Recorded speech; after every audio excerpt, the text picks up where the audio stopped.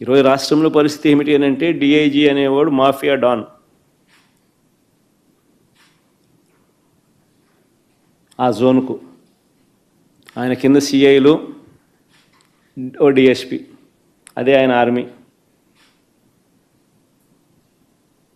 ఆ నియోజకవర్గంలో జరిగే ఇసుక కానీ, నియోజకవర్గంలో జరిగే మద్యం కానీ, ఆ మద్యం బెల్ట్ షాపులు నిర్వహించాలన్నా దాని పర్మిషన్ కానీ, ఆ నియోజకవర్గ స్థాయిలో ఏ పరిశ్రమ నడవాలన్నా కూడా ఎమ్మెల్యేకి ఇచ్చే కప్పం దాకా, ఆ నియోజకవర్గంలో పేకాట క్లబ్బులు నడిపే విషయంలో కానీ, ఏ విషయంలోనైనా కానీ డిఐజీలు ఆధ్వర్యంలో సిఐలు డబ్బులు కలెక్ట్ చేస్తారు. వీళ్ళు ఎమ్మెల్యేలకు ఇస్తా ఉన్నారు రివర్స్.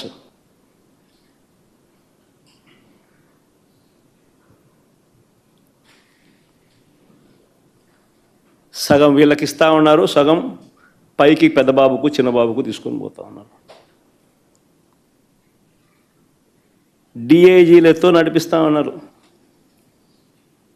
కలెక్షన్ కార్యక్రమాన్ని.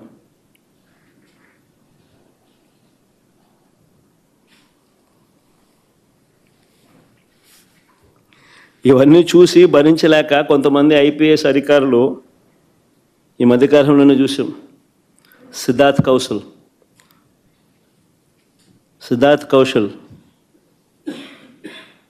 యంగ్స్టర్, యంగ్ ఐపీఎస్ ఆఫీసర్ రాజీనామాలు చేసి వెళ్ళిపోతున్నారు వీఆర్ఎస్లు తీసుకొని. ఎందుకంటే ఆయన ఢిల్లీకి పోవడానికి రిలీవ్ చేయడు, ఎన్ఓసి ఇవ్వడు. సో ఇక్కడే ఉండి ఈయనతో వేధింపులు ఎందుకు అని చెప్పి ఏకంగా రాజీనామాలు చేసి వెళ్ళిపోతున్నారు వీఆర్ఎస్లు తీసుకుని. సిద్ధార్థ కౌశల్ గారు ఆయన వ్యక్తిగత కారణాలతోటి ఆయన పదవి విరమణ చేస్తే దాన్ని కూడా తీసుకొచ్చి రాజకీయం చేస్తున్నారంటే నిజంగా ఎంత దౌర్భాగ్యమో అసలు అర్థమే కావడం లేదు మాకు. అట్లాగే నాయకులకు ఓదార్పులకు వెళ్ళినప్పుడు కూడా అక్కడ మీరు ఇప్పుడు మీ కార్యకర్తలను ఉద్దేశించి లేకపోతే వేరే కార్యక్రమాలకు వెళ్ళినప్పుడు మాత్రమే పోలీసుల మీద భౌతిక దాడులు జరుగుతున్నాయి. ఎందుకు జరుగుతున్నాయి? సో అది కూడా మీకు ఈ సందర్భంగా గుర్తు చేస్తూ ఉన్నాం. అట్లాగే పోలీసులు తప్పుడు కేసులు పెడుతున్నారని నిందారోపణలు చేస్తున్నారు.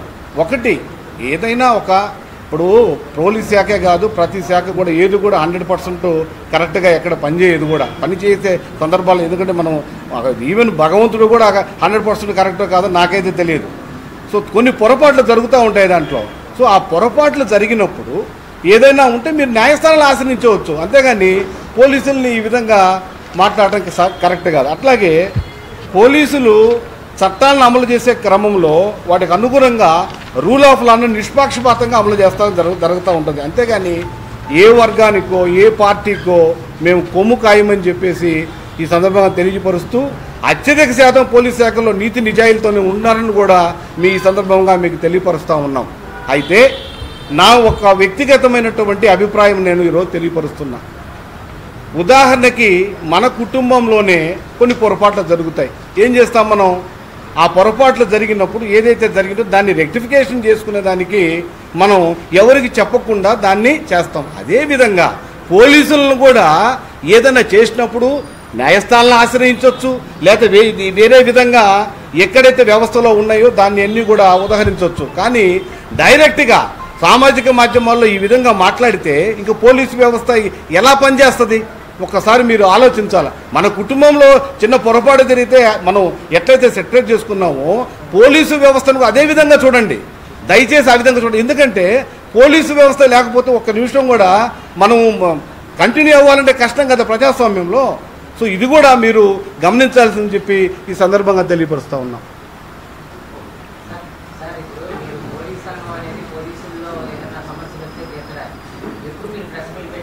జగన్మోహన్ రెడ్డి విమర్శించడానికే పెట్టినట్టు.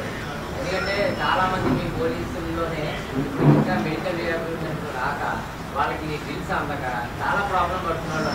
పోలీసుల మీద దాడులు చేసి రోజులు అప్పుడు ఏం ప్రశ్నకు ఓన్లీ జగన్మోహన్ రెడ్డి మిమ్మల్ని విమర్శించడానికి మాత్రమే ఎందుకు పెట్టినట్టు అని సమాధానం.